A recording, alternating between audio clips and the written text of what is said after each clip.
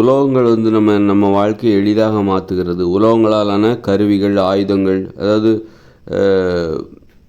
இப்போ இதெல்லாம் நம்முடைய வாழ்க்கையை எளிதாக மாற்றுகிறதுன்னு நம்ம நினைக்கிறோம். இன்றைக்கி நம்ம வந்து ஒரு உலோகத்தாலான கருவிகள் எது? மண்வெட்டி, கடப்பாரை, இதெல்லாம் நம்முடைய வாழ்க்கையை எளிதாக மாற்றுகிறது. மண்வெட்டி இருக்கிறதுனால நாம் இன்றைக்கி விவசாயத்தை எளிதாக பண்ணுறோம். அறிவாளி இருப்பதால் நம்ம இன்றைக்கி ஒரு மரத்தை எளிதாக வெட்டி விடுகிறோம் அப்படின்னு நம்ம நினச்சிட்ருக்கோம். உண்மையிலே வந்து உலோகங்கள் வந்து மனித வாழ்க்கையை எளிதாக மாற்றுகிறது அப்படின்னு நம்ம நினச்சிட்ருக்கோம். உண்மை அது கிடையாது. உலோகங்கள் வந்து நமது வாழ்க்கையை கடினமாக மாற்றிவிட்டது என்பதுதான் உண்மை. இது எளிதாக மாற்றவில்லை. இன்றைக்கி வந்து மிக்சி, கிரைண்டர் இதெல்லாம் மனித வாழ்க்கையை எளிதாக மாற்றிவிட்டதுன்னு நம்ம நினைக்கிறோம். அதாவது இது எல்லாமே உலோகத்தால் தானே ஆனது. மிக்சி, கிரைண்டர் எல்லாமே அது உலோகம் இல்லைன்னா உலோகத்தை வைத்து தான் அதை உருவாக்குனாங்க. உலோகமும் அந்த கருவிகளில் இடம்பெறுகிறது, அந்த இயந்திரங்களில் இடம்பெறுகிறது. இன்றைக்கி நம்ம பஸ்ஸெல்லாம் வந்து நமது வாழ்க்கையை எளிதாக மாற்றிவிட்டது. ஒரு இடத்துலேருந்து இன்னொரு இடத்துக்கு போகிறதுக்கு எளிதாக மாறிவிட்டது. இன்றைக்கி கன்னியாகுமரியிலேருந்து நம்ம சென்னைக்கு போகிறோம், கன்னியாகுமரியிலேருந்து காஷ்மீருக்கு போகிறோம், அமெரிக்காவிலேருந்து இந்தியாவுக்கு வருகிறோம், இந்தியாவிலிருந்து ஆப்பிரிக்காவுக்கு போகிறோம் விமானத்தில், கப்பலில் அப்படின்னா அதுக்கு வந்து அதை இன்றைக்கி எளிதாக மாற்றியது எது? உலோகங்கள் தானே அப்படின்னு நம்ம என்ன நினைக்கிறோம். உலோகங்கள் கண்டுபிடிக்கப்பட்டதால் தான் இந்த மாதிரி பேருந்துகள் கண்டுபிடிச்சாங்க, விமானம் கண்டுபிடிச்சாங்க, கப்பல் கண்டுபிடிச்சாங்க. அதனால தான் நம்ம இன்றைக்கி இந்தியாவிலேருந்து அமெரிக்காவுக்கு போகிறோம். அப்போ இன்றைக்கி வாழ்க்கை எளிதாக தானே மாறி இருக்குது அப்படின்னு நம்ம நினைக்கிறோம். தவறு, மிக தவறு. எதுனா நமது வாழ்க்கை கடினமாக மாறி இருக்கிறது. உலோகங்கள் இல்லை என்றால், உலோகங்கள் கண்டுபிடிக்கப்படவில்லை என்றால் நம்ம காஷ்மீருக்கு ஒரு கன்னியாகுமரியிலேருந்து காஷ்மீருக்குலாம் போக மாட்டோம், சென்னையிலேருந்து காஷ்மீருக்குலாம் போக மாட்டோம். காஷ்மீரில் இருக்கிறவங்க காஷ்மீரில் இருப்பாங்க, கன்னியாகுமரியில் இருக்கிறவங்க கன்னியாகுமரியில் இருப்பாங்க. இது இப்போவே புரிஞ்சு போச்சா? இதிலேருந்தே இப்போ உங்களுக்கு புரிஞ்சிருக்கும். உலோகங்கள் நமது வாழ்க்கையை கடினமாக மாற்றியிருக்கிறது.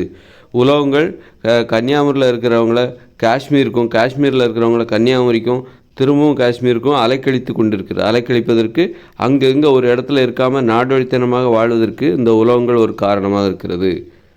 அதனால் மனித வாழ்க்கை இன்றைக்கி கடினம். நாம் ஏன் அமெரிக்காவுக்கு போகணும்? அமெரிக்காவில் இருக்கிறவங்க அங்கேயே இருக்கட்டும், இந்தியாவில் இருக்கிறவங்க இந்தியாவிலே இருக்கட்டும். இங்கேருந்து அங்கே போகணும், அங்கேருந்து இங்கே வரணும் அப்படின்னு என்ன கட்டாயமாக என்ன? மனித வாழ்வதற்கு, ஒரு பாதுகாப்பாக வாழ்வதற்கு மனித வாழ்க்கையை இன்னும் அது ஆபத்தாக மாற்றியிருக்கிறது. இங்கேருந்து அங்கே போகிறாங்க, அங்கேருந்து இங்கே வராங்க, கன்னியாகுமரியிலேருந்து காஷ்மீருக்கு போகிறாங்க. போகிற வழியில் இடையில எவ்வளோ விபத்துகள் ஏற்படுது. இன்றைக்கி வருஷத்தில் 10 லட்சம் பேர் சாகுறாங்க மோட்டார் வாகன விபத்தில். அதுக்கு காரணம் இந்த உலோகங்கள் தான். உலோகங்கள் கண்டுபிடிச்சனால தான் வாகனங்கள் கண்டுபிடிச்சாங்க. வாகனங்கள் கண்டுபிடிச்சனால தான் அவை சாலைகள் விடப்படுகிறது. மக்கள் அங்கேயும் இங்கேயும் போயிட்டு வராங்க. போகும்போது பல்வேறு காரணங்களுக்காக போகிறாங்க. காய்கறிகளை ஏற்றி கொண்டு வராங்க. இங்கேருந்து காய்கறிகள் இன்னொரு நாட்டுக்கு போகுது, இன்னொரு நகரத்துக்கு போகுது. இடையில விபத்துகள், ஒரு சுற்றுலா அப்படின்னு சொல்லி அங்கங்கே மனுஷங்க போயிட்டே இருக்காங்க. சொந்தக்காரங்க வீட்டுக்கு போகிறேன், அங்கே போகிறேன், இங்கே போகிறேன்னு சொல்லி போயிட்டே இருக்காங்க. விபத்துகளில் 10 லட்சம் பேர் சாகுறாங்க. அப்போது இந்த உலோகங்கள் என்பது மனித வாழ்க்கையை இன்னும் ஆபத்தாக மாற்றிவிட்டது, இன்னும் கடினமாக மாற்றிவிட்டது. உலோகங்கள் இல்லைன்னா, நம்ம உலோகங்கள் இருக்கிறனால தானே நாம் இன்றைக்கி வந்து கிரைண்டர் வந்து உலோகத்தால் கண்டுபிடிக்கப்பட்டது. அதில் உலோக பயன்பாடு இருக்குது. அதனால தானே மாவு அரைக்கிறோம். நீ கிரைண்டர் இல்லைன்னா மாவே அரைச்சிருக்க மாட்டேன், உனக்கு தோசையே சுட்டிருக்க மாட்டேன். ஏதோ ஒன்று கிடைக்கிறத சாப்பிட்டு போயிருப்பேன். நீ இந்த மாதிரி பிரியாணிலாம் செய்கிற அப்படின்னா, அப்போ பிரியாணி செய்கிறத உலோகங்கள் இருக்கிறதுனால தானே என்னால் பிரியாணியை ஈஸியாக செய்ய முடியுதுன்னு நினைக்கிறேன். உலோகங்கள் இல்லைன்னா, உலோகத்தை கண்டுபிடிக்கலன்னா நீ பிரியாணியே சாப்பிட்ருக்க மாட்டேன். அதுக்காக நீ சாப்பிடாமல் பட்னியாக இருந்திருப்ப. ஏதோ ஒன்று சாப்பிட்ருப்பில்ல. என்னத்தை சாப்பிட்ருப்ப? பழங்களையும் காய்கறிகளையும் தான் சாப்பிட்ருப்ப. ஈஸி. உலோகங்கள் கண்டுபிடிச்சதுனால தான் நீ என்ன பண்ணுற? இந்த மாதிரியெல்லாம் கஷ்டப்பட்டுருக்கிற. புதுசாக நடைமுறைகளை உருவாக்கிக்கிட்டு இருக்கிற. ஒவ்வொரு நாளும் புதிய கண்டுபிடிப்புகள் மனித வாழ்வில் வந்துக்கிட்டே இருக்குது. அது மனுஷ வாழ்க்கையை மாற்றிக்கிட்டே இருக்குது. இல்லைன்னா, இந்த உலோகங்களே இல்லைன்னு வச்சுக்கோங்களேன், மனித வாழ்க்கை எப்போதும் ஒரே மாதிரி இருக்கும். ஏன் மனித வாழ்க்கை நாள்தோறும் மாறிக்கிட்டே இருக்குது? கடந்த காலங்களில் எப்படி இருந்தது? ஒரு 40-50 வருஷத்துக்கு முன்னாடி மாட்டு வண்டி தான். பஸ்ஸோட பயன்பாடெல்லாம் கிடையாது. நான் 50 வருஷத்துக்கு முன்னாடி, ஒரு 100 வருஷத்துக்கு முன்னாடி பஸ்ஸெல்லாம் கிடையாது. அப்போ மாட்டு வண்டியில் இருந்தாங்க. மாட்டு வண்டி எப்படி கண்டுபிடிக்கப்பட்டது? அதுவும் உலோகத்தால் தான். மரத்தை வெட்டி அந்த சக்கரத்தை செஞ்சு அந்த மாட்டு வண்டியை உலோகங்கள் கண்டுபிடிக்கப்பட்ட பிறகு தான் இந்த சக்கரமே கண்டுபிடிச்சாங்க. அதுக்கு முன்னாடி சக்கரன்னு ஒன்றே கிடையாது. சக்கரம் கண்டுபிடிக்கப்பட்டது நல்லது தானே அப்படின்னு நீங்கள் நினைக்கிறீங்க. சக்கரம் கண்டுபிடிக்கப்பட்டது தான் வண்டி கண்டுபிடிச்சாங்க. வண்டி கண்டுபிடிக்கிறதுனால பெரிய மூட்டை கீட்டை எல்லாம் அள்ளி இன்னொரு இடத்துக்கு போகிறாங்க. ஒரு இடத்துலேருந்து இன்னொரு இடத்துக்கு நிறைய ஒரு வேலை புதிய வேலைகளை உருவாக்குறாங்க. அது அப்போது இந்த உலோகங்கள் கண்டுபிடிக்கலைன்னா அந்த சக்கரங்களை கண்டுபிடிச்சிருக்க மாட்டாங்க. மனுஷங்க வந்து நிறைய வேலைகளை உருவாக்கியிருக்க மாட்டாங்க. எப்போதும் எளிமையாகவே இருந்திருப்பாங்க. எளிமையாக ஒரே மாதிரி இருந்திருப்பாங்க. நிலையாக ஒரே மாற்றம் இல்லாமல் இருந்திருப்பார்கள். எப்போ மனித வாழ்வில் மாற்றம் ஏற்பட்டதுன்னா மாற்றம் ஒன்றே மாறாது அப்படின்னு ஒரு வசனம் பேசுவாங்க. எப்போ மனித வாழ்வில் மாற்றம் வந்ததுன்னா உலோகங்கள் கண்டுபிடிக்கப்பட்ட பிறகு தான். உலோகங்கள் கண்டுபிடிக்கிறதுக்கு முன்னாடி மனித வாழ்க்கை எப்போதும் ஒரே மாதிரி இருந்தது. லட்சக்கணக்கான வருஷங்களாக ஒரே மாதிரி இருந்தது. ஒரே மாதிரி. ஏன்னா அவங்களால ஒரு மரத்தை கூட வெட்ட முடியாது. அவங்ககிட்ட என்னது? கல் தான் இருந்தது. கல் தான் ஆயுதங்கள். அதைத்தான் கற்காலம்னு சொல்கிறோம். 3000 வருஷத்துக்கு முன்னாடி தான் உலோகங்கள் கண்டுபிடிச்சாங்க. உலோகங்கள் கண்டுபிடிச்ச பிறகு தான் மனித வாழ்க்கை மாறிக்கிட்டே இருக்குது. ஒவ்வொரு 50 வருஷத்துக்கும் அது மாறிக்கிட்டே இருக்குது. மாறி இன்னைய நிலைமைக்கு கொண்டு வந்து விட்டுருக்கு. உலோகங்கள் கண்டுபிடிக்கிறதுக்கு முன்னாடி அவங்களால ஒரு மண்பானை செய்கிறதுக்கு முடியாது. ஏன்னா மண்பானை செய்கிறதுக்கு கூட சக்கரம் தேவை. மண்பானை செய்கிறதுக்கு இல்லை, உலோகங்கள் கண்டுபிடிக்கிறதுக்கு முன்னாடி மண்பானை செய்ய முடியுமா என்ன எனக்கு தெரில. ஏன்னா அந்த ஒரு சக்கரம் வேணும்ல, சக்கரத்துக்கு மேலே தானே களிமண்ணை வச்சு அதை சுத்த விட்டு அதை தானே மண்பானையாக செய்கிறாங்க. அதனால் இப்போது உலோகங்கள் கண்டுபிடிக்கிறதுக்கு முன்னாடி மனுஷங்களால் ஒரு மரத்தை கூட வெட்ட முடியாது. எப்படி வெட்டுவாங்க? ஒரு மரத்தை ஒரு வேப்ப மரத்தை வெட்டணும்ப்பா, எப்படி வெட்டுவாங்க? உலோகங்களே இல்லை. உலோகங்கள் அதாவது இரும்பு எதுவுமே கிடையாது. இரும்புன்னா என்னென்னே தெரியாது. அப்படின்னா ஒரு அருவா அதெல்லாம் எதுவுமே கிடையாது. அப்படின்னா ஒரு மரத்தை நீங்கள் எப்படி வெட்டுவீங்க? வேணால் தீயை வச்சு எரிப்பீங்க. வேறு என்ன பண்ண முடியும்? தீயை வச்சு எரிக்க தான் செய்ய முடியும். வேறு என்ன? அந்த மரத்தை என்ன செய்ய முடியும்? கல்லை வச்சு அறுப்பீங்களா? கல்லை வச்சு வெட்ட முடியாது. கல்லை வச்சு அறுக்க முடியாது. கல்லை வச்சு அறுத்து ஒரு மரத்தை துண்டாக்க முடியுமா? முடியவே முடியாது. வேணால் எரிக்கலாம், அவ்வளோதான் பண்ண முடியும். எரித்து உடைக்கலாம். சில மரத்தை அது தடிமன் குறைவாக இருந்தால் உடைக்கலாம். அப்போ உடைக்கிற வழக்கம் வேணால் இருந்திருக்கும். அது அப்போ ஒரு மரத்தோட தடிமன் ஒரு கைப்பிடி அளவு தான் இருந்திருக்கணும். அப்போ தான் அந்த மரக்கம்பை உடைக்க முடியும். கைப்பிடி அளவு கூட அது உடைக்கிற கஷ்டம். இன்னும் சின்னதாக மெல்லுசாக இருந்தால் தான் உடைக்க முடியும். அப்போது கடந்த காலங்களில் உலோகங்கள் இல்லாதனால மனுஷங்க எளிமையாக வாழ்கிறத தவிர வேறு வழியே இல்லை. கஷ்டப்படவே முடியாது. நீ எளிமையாக தான் வாழ்வ. எங்கே உன்னுடைய வேலை என்னவாக இருக்குன்னா, உன்கிட்ட இருக்கிற கற்களை வைத்து கொண்டு ஏதாவது ஒரு வேலை செய்வ. குழியை நோண்டுவ. கற்களை வச்சுக்கிட்டு எவ்வளோ தூரம் குழியை நோண்டிடுவ நீ? வேறு என்ன செய்வ நீ? கற்களை வச்சுக்கிட்டு என்ன வேலை பார்ப்ப? ஒன்றும் பண்ண முடியாது. நடப்ப, ஓடுவ, அவ்வளோதான். உட்காருவ, படுப்ப, தூங்குவ, விளையாடுவ, ஆடுவ, பாடுவ. அதை தாண்டி நீ வேறு எதுவுமே பண்ணிட மாட்ட. எப்போ நீ உலோகத்தை கண்டுபிடிச்சியோ உடனே மனுஷங்களுக்கு தன்னம்பிக்கை அதிகமாகி போச்சு.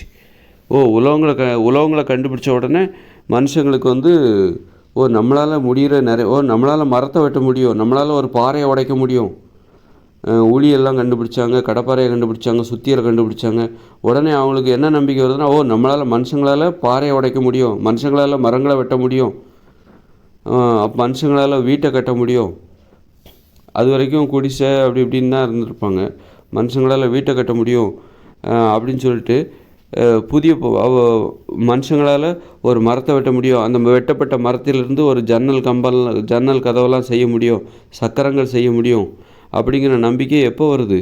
அவங்க உலோகங்கள் கண்டுபிடிச்ச பிறகு தான் வருது. உலோகங்கள் கண்டுபிடிக்கிறதுக்கு முன்னாடி மனுஷங்களால் எளிமையாக வாழ்கிறத தவிர வேறு வழியே இல்லை. ஏன்னா உன்னால் ஒரு மரத்தை கூட வெட்ட முடியாது, ஒரு பாறையை உடைக்க முடியாது, பெருசாக ஒரு பள்ளத்தை நோண்ட முடியாது. கல்லை வச்சுக்கிட்டு எவ்வளோ பெரிய ஒரு பெரிய பள்ளத்தை உன்னால் எத்தனை நாளில் நோண்ட முடியும்? அதனால் உலோகங்கள் கண்டுபிடிக்கிறதுக்கு முன்னாடி வரைக்கும் மனித வாழ்க்கை எளிமையாக இருந்தது. மனுஷங்களால் பெரிய விஷயங்களை செய்ய முடியுங்கிற அந்த அளவுக்கு தன்னம்பிக்கை அவங்களுக்கு இல்லவே இல்லை. ஒரு தன்னை தாக்க வருகிற ஒரு சிங்கம், புலி, சிறுத்தைகளை கூட தன்னால் வேட்டையாட முடியாது. அதை அடித்து கல் எடுத்து எரியலாம், அவ்வளோதான். கல் கூட கிடைக்குமா? கல்லுங்கிறது இப்போ நீங்கள் தரையில் ரோட்டில் கல் கிடைக்குதுன்னா அது எப்படி கிடைக்குது? யாரோ உடைச்சதுனால தான் அந்த கல் அந்த ரோட்டில் கடந்து கிடக்குது. இன்றைக்கி ரோட்லேயும் காட்டிலையும் ஏதாவது கல் இருக்குதா? கல் கிடைக்குமா உங்களுக்கு? கல் எங்கே கிடைக்கும்னா ஒருவேளை மலைகளில் கிடைக்கலாம். அது சிதிலமடைந்த கல்களாக மலைகளில் கிடைக்கலாம். சமவெளி பகுதிகளில் கல்கள் கிடைக்குதுன்னா அது உடைக்கப்பட்ட கல்லாக தான் இருக்கும். மனுஷங்களால் உடைக்கப்பட்ட கல்லாகத்தான் அது இருக்க வேண்டும். வெவ்வேறு காலகட்டங்களில், கடந்த காலங்களில் ஏதோ ஒரு காரணத்துக்காக அவங்க சுத்தியலை வச்சோ வெடிப்பொருட்களை வச்சு உடைச்ச கல்லாக தான் இருக்கணும். கிணறு நோண்டும் போது கற்கள் வருகிறது. உலகம் முழுக்க கிணறு நோண்டுறாங்க அப்படின்னா அந்த கல் தான் வந்து இப்போ நம்ம ரோட்டில் கிடக்கிற கல், இப்போ குவாரியில் உள்ள கல், இதெல்லாம் உடைக்கப்பட்ட மனுஷங்களால் உடைக்கப்பட்ட கல். உலோகங்கள் கண்டுபிடிக்கப்பட்ட பிறகு உடைக்கப்பட்ட கல் அது. இன்றைக்கி சின்ன கல்லாக இருந்தாலும் ஒரு கைப்பிடி அளவுக்கு ஒரு கல் ரோட்டில் கிடக்குது அப்படின்னா அந்த கல் கூட மனுஷங்க உடைத்த கல்லாக இருக்கும். உலோகங்களை வைத்து உடைத்த கல்லாக தான் அது இருக்கும். அப்புறம் வேறு எங்கே கல் உடைக்கப்பட்ட கல் எங்கே கிடைக்கும்னா மலைகளில் தான் கிடைக்கும். மலைகளில் இயற்கையாகவே அது உடைஞ்சு கிடக்கும். வேறு எங்கேயுமே வந்து ஆறுகளில் கிடைக்கும். ஆறுகளில் வந்து இந்த உடைக்கப்பட்ட கூழாங்கற்கள் அடிச்சுக்கிட்டு வருவாங்க. வேறு வந்து கல் வந்து இன்றைக்கி ரோட்டில் கிடக்குது, அங்கே கிடந்து எடுக்கிறோன்னா அது மனுஷங்களால் உலோகங்கள் வைத்து உடைக்கப்பட்ட கல்லாகத்தான் இது இருக்க வேண்டும். அதனால் வந்து கற்காலங்களில் கற்கள் கூட அரிதான ஒன்று தான். கற்கள் கூட அரிதான ஒரு பொருள் தான். கற்காலங்களில் உலோகங்கள் கண்டுபிடிக்கப்படாத கற்காலங்களில் கற்கள் கூட அரிதான ஒரு பொருள் தான். கல் கூட உங்களுக்கு கிடைக்காது. அப்போ கல் கூட அவங்களுக்கு கிடைக்காதுன்னா அவங்களுக்கு இந்த மரக்கிளையை தான் உடைக்க முடிகிற மரக்கிளை, அதுவும் உடைக்க முடிகிற மரக்கிளை. எல்லா மரக்கிளையும் உடைச்சிட முடியாது. ஏன்னா மரத்தை வெட்டுறதுக்கு அவங்களுக்கு அருவா கிடையாது. ஏன்னா உலகமே கண்டுபிடிக்கப்படவில்லை. அப்படி இருக்கும்போது உடைக்க முடிகிற மரக்கிளை தான் அவங்களுக்கு ஆயுதமாக வச்சுருந்துருப்பாங்க. கற்கள் கூட எல்லா இடத்துலையும் கிடைக்காது கற்காலங்களில். கற்கள் கூட இன்றைக்கி ரோட்டில் கிடக்குதுன்னா அது மனுஷங்க உடைச்ச கல்லாக தான் இருக்கும். மனுஷங்க வெடி வச்சு உடைச்சிருப்பாங்க. கிணறு நோண்டும் போது உடைச்சிருப்பாங்க. கிணறு நோண்டி, அதாவது தோட்டா வச்சு கிணறு நோண்டி அந்த கற்குவையில் வெளியே குட்டிட்டுப்பாங்க. இப்போது எல்லா ஊர்கள்லேயும் கிணறு இருக்குது. அப்போது அந்த கிணறுலேருந்து நோண்டப்பட்ட கற்கள் தான் நீங்கள் பார்க்குற கற்கள், ரோட்டில் கிடக்கிற கற்கள். இப்போ குவாரிகளில் வந்து வெடி வச்சு தகர்க்கிறாங்க. கற்குவாரிகளில் அந்த கற்கள் தான் அதை ரோட்டில் கொட்டி போடுறாங்க. அந்த கற்கள் தான் நாம் இன்றைக்கி ரோட்டில் ஏதாவது ஒரு கல் எடுத்து எறிகிறோம், ஒரு நாயை பார்த்தா கல் எடுத்து எறிகிறோம் அப்படின்னா நமக்கு ஒரு கல் கிடைக்குது அப்படின்னா அந்த கல் எதனால் வந்தது? சும்மா இயற்கையில் அது கிடக்குமா? இயற்கையில் ஒரு கல் கிடக்குமா? கல் கிடக்காது. நம்ம உடைச்ச கல் அது. நாமளே வந்து மனுஷங்க உடைச்ச கல் அது. இயற்கையாக ஒரு மண் பரப்பில் வந்து கல் ஏன் வரப்போகுது? கல் இயற்கையாக எங்கே இருக்கும் அப்படின்னா அது மலைகளில் இருக்கும். இல்லைன்னா அதை வந்து 6 அடி தூரம், ஒரு 4 அடியோ 6 அடியோ நிலத்தை நோண்டுனா உள்ளுக்குள்ளே பாறை இருக்கும். அந்த பாறையை வெடி வச்சு தகர்த்தா தான் அதுலேருந்து உங்களுக்கு கல் கிடைக்கும். அதனால் மண்ணுங்கிறது கிடக்கும். ஆனால் கல்லுங்கிறது வந்து அது வந்து உங்களுக்கு அவ்வளோ ஈஸியாக இயற்கையில் கிடைக்காது. அதனால் உலோகங்கள் கண்டுபிடிச்சதால் நம்ம மனித வாழ்க்கை எளிதாக மாறிச்சுன்னு நீங்கள் நினைக்கிறீங்க. அது மிக மிக தவறு. உலோகங்கள் கண்டுபிடித்ததால் மனித வாழ்க்கை கடினமாக மாறிவிட்டது. உலோகங்கள்னு ஒன்று இல்லவே இல்லைன்னா உங்களால் மரத்தை கூட வெட்ட முடியாது. ஒரு வீட்டை கூட ஒரு ஜன்னல் செய்ய முடியாது, ஒரு கதவு செய்ய முடியாது அப்படின்னா என்ன செய்ய மாட்டாங்க, தேவையில்லைன்னு அதுக்கு தகுந்த மாதிரி வாழ்க்கையை சுருக்கிக்குப்பாங்க. ஒன்று கிடைக்கிறதுனால உன்னால் முடிகிறதுனால தானே அமெரிக்காவுக்கு போகிற. விமானம் இருக்குது. விமானங்கிறது உலோகத்தால் செய்யப்பட்டது. அப்போ உன்னால் விமானத்தில் பறந்து அமெரிக்காவுக்கு போக முடியும் அப்படிங்கிறதுனால தான் அமெரிக்காவுக்கு போகிற. விமானமே இல்லைன்னா நீ சும்மா இருக்க போகிற. சும்மா இருக்கிறது எளிது தானே. இங்கேருந்து அமெரிக்காவுக்கு போகிறது கஷ்டம், அது ஒரு வேலை. உன்னால் உலோகம் இருக்கிறதுனால, விமானம் இருக்கிறதுனால இங்கேருந்து அமெரிக்காவுக்கு போகிற. உலோகம்னு ஒன்று இல்லைன்னா நீ இந்தியாவிலே இருக்க போகிற, உன் ஊர்லேயே இருக்க போகிற. உலோகம்னு ஒன்று இருக்க போய் தான் வந்து நீ இந்த காங்கிரீட் கட்டடத்தை கட்டுற. உலோகம்னு ஒன்று இல்லைன்னா இதுக்கிடையில் காங்கிரீட் கம்பிலாம் இருக்குது. கதவுலாம் வந்து கதவு செய்கிறதுக்கு உங்களுக்கு உலோகங்கள் தேவை. ஜன்னல் செய்கிறதுக்கு வந்து உலோக கம்பிகள் தேவை. உலோகம் இல்லைன்னா இப்படி ஒரு கட்டடத்தை கட்ட முடியாது. அப்படின்னா அப்போது உலோகம் இல்லைன்னா நீ பேசாமல் குடிசை வீட்டில் இருக்க போகிற. இன்னும் எழுதி தானே. காங்கிரீட் வீட்டில் வசிக்கிறதுக்காக மாடாக உழைச்சி பணத்தை சம்பாதிச்சா தான் ஒரு காங்கிரீட் வீட்டை கட்ட முடியும். ஒரு குடிசையை நீ ஈஸியாக உருவாக்கிடலாமே, பணமே தேவையில்லையே. இயற்கையிலேருந்து கிடைக்கிற பொருட்களை வச்சுக்கிட்டே ஒரு குடிசையை உருவாக்கிடலாமே. அப்போ இன்னும் ஈஸி தானே. மனித வாழ்க்கை இன்னும் எளிதாகத்தானே மாறும். அப்போ உலோகங்கள் மனித வாழ்வில் இல்லை என்றால், இடம்பெறவில்லை என்றால் மனித வாழ்க்கை எளிதாக மாறிவிடும். மனுஷங்களால் கஷ்டமான வேலையை செய்ய முடியாது. அப்போ வேறு வழியே இல்லை. மனுஷங்க எளிதான வேலைகளை தான் செய்ய முடியும். உலோகங்கள் இருப்பதால் தான் நம்ம இன்றைக்கி கடினமான வேலைகளை செஞ்சிட்ருக்கோம். உலோகங்கள் இருப்பதால் தானே இன்றைக்கி மாவரைக்கிறது ஈஸியாக இருக்கலாம். ஆனால் உலோகங்கள் இல்லை என்றால் நீ மாவரைக்கிற வேலையே உனக்கு இருக்குது. முன்னாடி நீ ஆட்டு உரலில் அரைச்ச மாவை வந்து ஆட்டு உரலில் மாவு அரைச்சிட்டு இருந்த. அந்த ஆட்டு உரல் எப்படி செய்யப்பட்டது? அந்த உலோகங்களாலான சுத்தியல், உளி, அதை வச்சு பாறையை வெட்டி பாறையை செதுக்கி ஆட்டு உரல் செஞ்சாங்க. அதில் நீ மாவு அரைச்ச. அப்புறம் அதே உலோகத்தின் மூலம் கிரைண்டர் கண்டுபிடிச்சாங்க. அதனால் இன்றைக்கி கிரைண்டரில் மாவரைக்கிற வேலை ஈஸியாக இருக்குது. மாவரைக்கிற வேலை ஏன் உருவாச்சுது? அது உலோகங்களால் உருவானது. அந்த வேலை எப்படி உருவாச்சுது? உலோகங்கள் தான் அந்த வேலையை உருவாக்குது. உலோகங்களே இல்லைன்னா மாவரைக்கிற வேலையே கிடையாது. உனக்கு தோசையே நீ சுட மாட்ட, தோசையே சாப்பிட மாட்டேன், இட்லியே சாப்பிட மாட்டேன். நீ இட்லி சுட வேண்டிய அவசியமே கிடையாது. அதனால் மனித வாழ்க்கை எளிதாக மாறலை, கஷ்டமாக தான் மாறி இருக்குது. நம்ம செய்யக்கூடாத வேலையெல்லாம் செஞ்சிட்ருக்கோம். செய்யக்கூடாத வேலையெல்லாம் அது செய்ய வச்சுக்கிட்டுருக்கு. தேவையில்லாத வேலையெல்லாம் அது செய்ய வச்சுக்கிட்டுருக்கு. உலோகங்கள் தான் அதை செய்ய வச்சிட்ருக்கு. இன்றைக்கி உலோகங்கள் கண்டுபிடிச்சதுனால தான் விண்வெளிக்கு போகிறோம். உலோகங்கள் கண்டுபிடிக்கலன்னா நம்ம விண்வெளிக்கு விண்வெளிக்கு போகாமல் கீழே இருந்திருப்போம். இந்த வேலையை நம்ம இப்படி புது வேலைகள் எப்போ உலோகங்கள் கண்டுபிடிக்கப்பட்ட பிறகு தான் ஏகப்பட்ட வேலைகள் உருவாகினியது. அதுக்கு முன்னாடி மனுஷங்க என்ன பண்ணியிருப்பாங்க? ஒரு மண்பானை செய்கிற கூட கஷ்டப்பட்டுருப்பாங்க. ஒரு மண்பானை எப்படி செய்ய முடியும்? உலோகங்கள் இல்லை என்றால் ஒரு மண்பானையை நீ எப்படி செய்வ? உலோகங்கள் இருக்கிறதுனால தான் ஒரு சக்கரத்தை செய்ய முடியாது. சக்கரத்து மேலே மண்ணை கொட்டி அந்த மண்பானையை சுத்த விட்டு மண்பானை செய்கிற. உலோகங்கள் இல்லைன்னா உன்னால் எப்படி மண்பானையை செய்ய முடியும்? கையால் ஒரு மண்பானையை மண்ணை குவிச்சு களிமண்ணை குவிச்சு அதை செய்ய முடியுமா? தெரில எனக்கு செய்ய முடியும்னா அப்போது கஷ்டப்பட்டு தான் அது செய்ய முடியும். அந்த அளவுக்கு ஒரு மண்பானை போல் அழகாக அவ்வளோ நுட்பமாக கணக்கச்சிதமாக செய்ய முடியாது. அப்போது அது உலோகத்தால் தானே சாத்தியமானது நீங்கள் நினைக்கலாம். இப்போது உலோகம் கண்டுபிடிக்கப்பட்டதுனால அந்த சக்கரத்தை செஞ்சோம். உலோகத்தாலான அருவா வச்சு மரத்தை வெட்டினோம், மரத்தை வெட்டி சக்கரத்தை செஞ்சோம். சக்கரத்துக்கு மேலே அந்த களிமண்ணை வச்சு நம்ம மண்பானை செஞ்சோம். அப்போ மண்பானை உலோகத்தால் தான் நமக்கு கிடச்சிது அப்படின்னு நாம் நினைக்கிறோம். உலோகங்கள் இல்லை என்றால் மண்பானையை நம்ம செஞ்சுருக்க மாட்டோம், அந்த வேலையை நம்ம செஞ்சுருக்க மாட்டோம். இன்னும் எளிதாக இருந்திருக்கும். அது ஒரு கஷ்டம் தானே. மண்பானை செய்கிறது ஒரு கஷ்டம், அந்த வேலையவே நம்ம செஞ்சுருக்க மாட்டோம். இன்னும் எளிதாக நம்ம இருந்திருப்போம். வேறு ஏதாவது வாய்ப்பு இருக்கா? மண்பானைக்கு பதிலாக என்ன பண்ணுவோம்? ஒரு சுரைக்காவை எடுத்து உள்ளுக்குள்ளே அதை காய வச்சு சுரைக்காவை குடுவையாக பயன்படுத்தியிருப்போம். ஏன் திருவோடெல்லாம் கூட இருக்குது. இயற்கையிலே உனக்கு தீர்வு இருக்குது. நீ எதுக்கு மண்பானை செஞ்சிட்ருக்க? இயற்கையிலே உனக்கு தீர்வு இருக்குது. ஒரு பழத்தை அப்படியே பாரு. நீ மண்பானை செய்கிறதுனால தான் சமைக்கிற வழக்கமே வந்தது. அதனால தான் உனக்கு நோய் வந்தது.